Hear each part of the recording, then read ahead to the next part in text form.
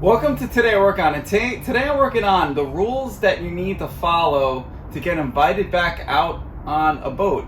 If you have a friend that owns a boat, these are my 10 rules, my most important rules. I think it covers everything. So the first rule, let's get personal. You want to get personal? We're going to get personal. Let's talk about the toilet.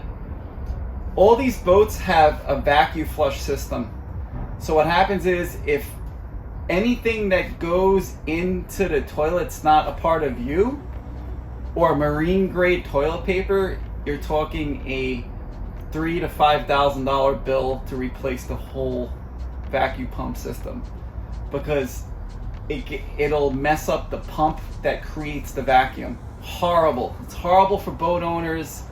It's the biggest rule because people need to use the bathroom out when we're on the water. When we're at the marina, it's still no big deal, but if you're out on the water and you have to use the bathroom, it's a very special type of a system.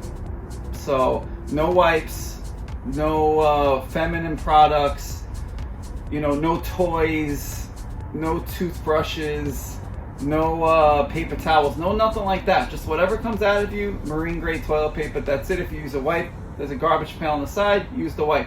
Also, if your kid is under the age of 8, please take him to the bathroom. The bathroom's big enough. Take him in there and make sure nothing crazy happens, because kids like playing around with the toilet, and it would be a tragic thing if they messed the toilet up for the boat owner. So please, the toilet is the number one rule. Please be aware of it and make sure you ask your boat owner, how does the toilet work? Some toilet systems are different. Sometimes I'm too super busy and I forget to go over the toilet with my guests.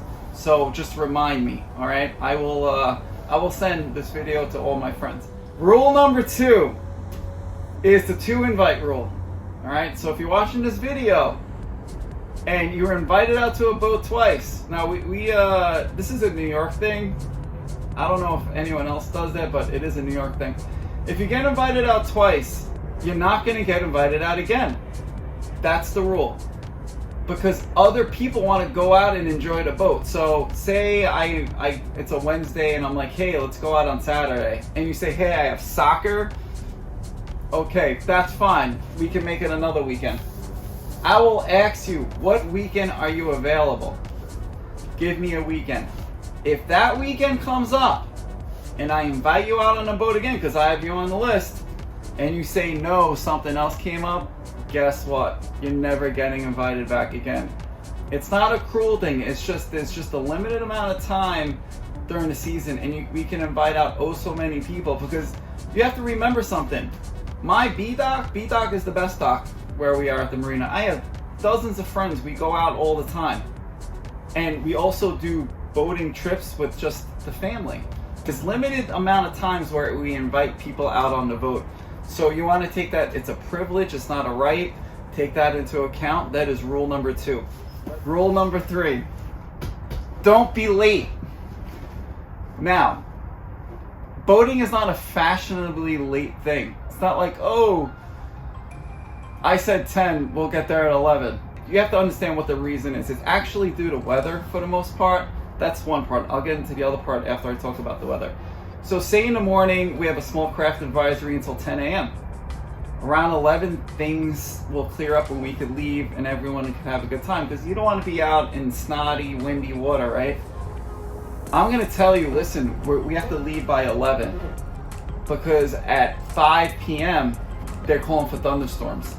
So to take the boat out, to take it out of the slip, take it out of the no wake, get to our destination, anchor, prep everything, blow up all the floats, blow up the pool, get the wave runner ready, get the kayak ready. It takes about a little bit over an hour from when we leave.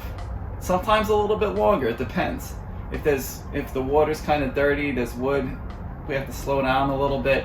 So now, if you show up late, instead of having 3 hours of quality time out on the water, now we only have 1 or 2. And that means, why even go out? So take that into account. Also, the other aspect of this is you have families So usually we invite 2 or 3 families out, and say we have 1 or 2 families here ready to go. They're here at 11, and then the other family doesn't show up till 12:30. All the kids are here, they're restless, they want to be out on the water. This is super exciting, and it just kind of ruins the whole day, because now our day is cut short and we're just sitting at the marina. So that's the reason why you cannot be late.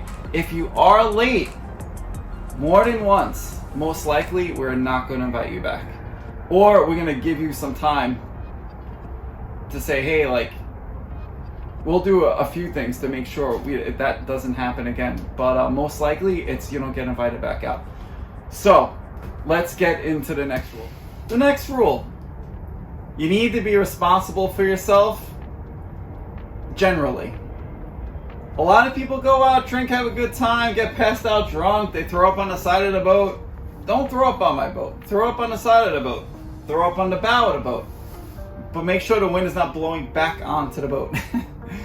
If you don't have kids, if you're just a couple, have no kids, that's that's fine. I could take care of you. You could sleep with us for a little bit downstairs. When we get back, I could help you off the boat. Now, if you have kids, I can't deal with someone that is in that same position, because then now I have to worry about your kids, and it becomes too stressful. So I will not invite someone out again if they become passed out drunk, have kids, and then like it's just mass chaos.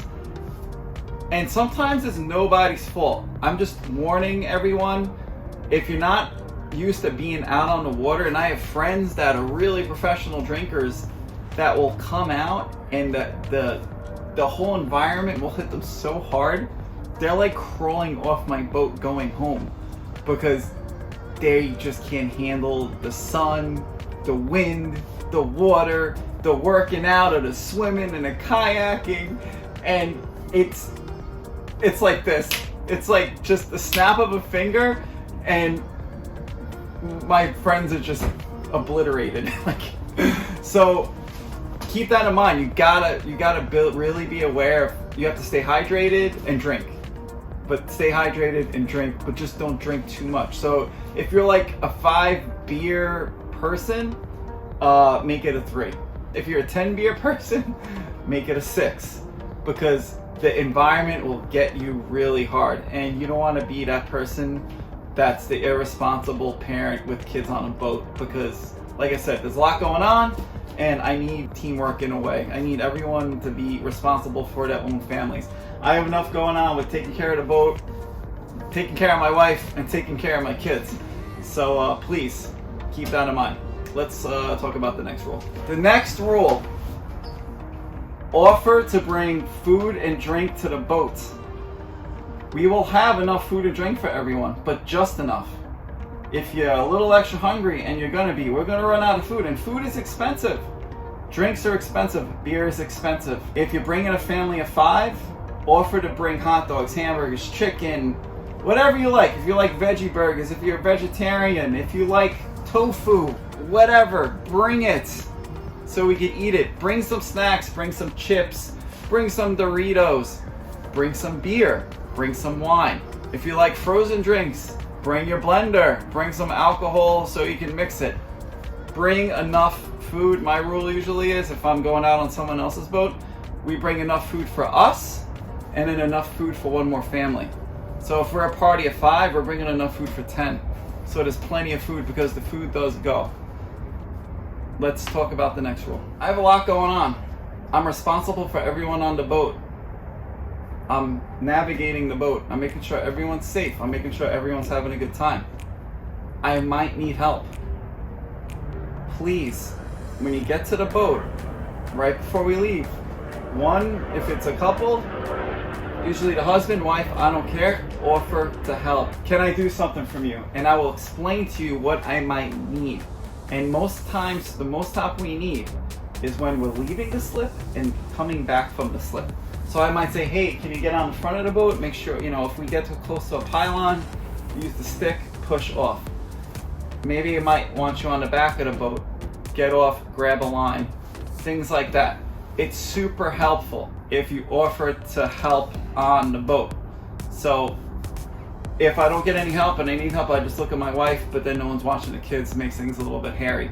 So most things I can do myself, but sometimes if it's a little bit of a windy day, things get a little hairy and I might need a little bit of assistance. So most people are very scared when you dock a boat. Docking a boat is an art. You have so many things going on. It's a little bit stressful. So the more help I get docking the boat, the better the whole situation will be. So keep that in mind. Let's talk about the next rule. The next rule: wear soft clothes and take off your shoes before you enter the boat. Why do we need to do that? Very simple. You see this vinyl? It gets super soft when it gets hot. The floor covering, same thing.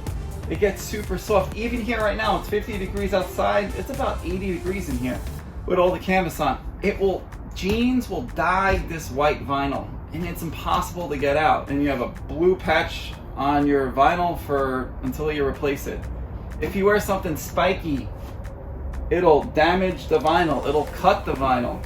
If you wear shoes or heels or whatever, it'll damage the floor coverings. This stuff is expensive. It's 4 or 5 grand to replace the floor covering. You're talking another 4 or 5 to replace the vinyl. Boating is not cheap. So you have to understand that. We want you to be comfortable. Wear flip-flops, wear sweats, wear mesh shorts, wear a t-shirt, cotton. Don't wear jewelry. This is not the place to wear jewelry. You'll lose it, it'll fall off, someone will rip it off. If you lay down back, it might stab the vinyl or something. Just come here, it's a chill environment, no need to show off. Just come casual. The next rule is offering to pay for gas and offering to pay. Say like we don't eat on the boat and we go out to Alexandria or DC, National Harbor, wherever, it doesn't matter, a restaurant.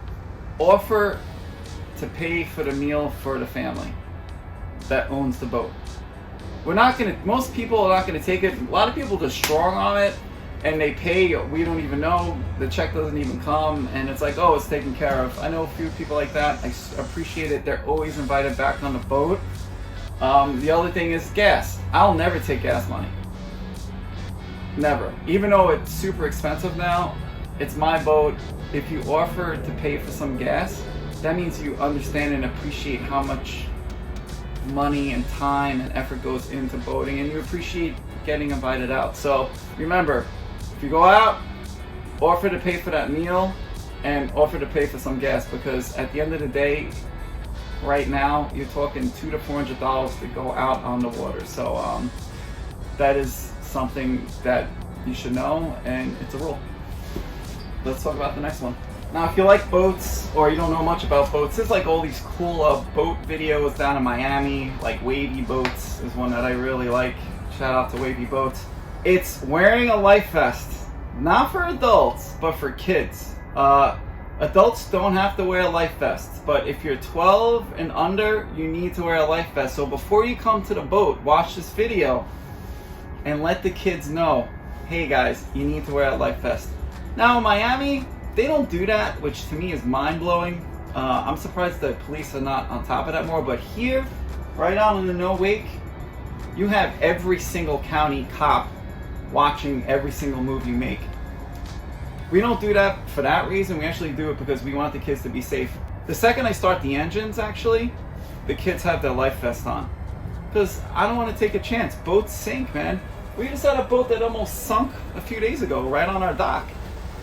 It can happen. You could hit a rock or something, or a big piece of wood that punctured a hole. Bilge pumps are not gonna save you. So you want to have the life vest on your kids just in case, God forbid, something happened and the boat was taken on water. So also with life vest, you have, per Coast Guard and per obviously common sense reasons, we have enough life vests for everyone on the boat. So if we have 12 people coming on the boat and say it's 6 adults, 6 kids, we'll make sure we have the proper life vests for the kids that are coming, and then 6 adult life vests. Life vests for adults are optional. I don't wear one. I know how to swim. Worst case, if we are taking on water, I can find it in 2 seconds. So that's that rule. We have one more rule. Have fun. Have fun. I want you to have the most fun you've ever had on the water. If it's your first time or your 15th time, we're here. Life is too short. This is why we bought the boat, is to have fun, okay? If you're grumpy, in a bad mood, you're fighting with somebody, you could postpone. That's fine. Remember, you have that one chance. You have to come to the boat with excitement, because it is an exciting thing to do. So for most people, don't get me wrong, some people don't like boating. That's fine.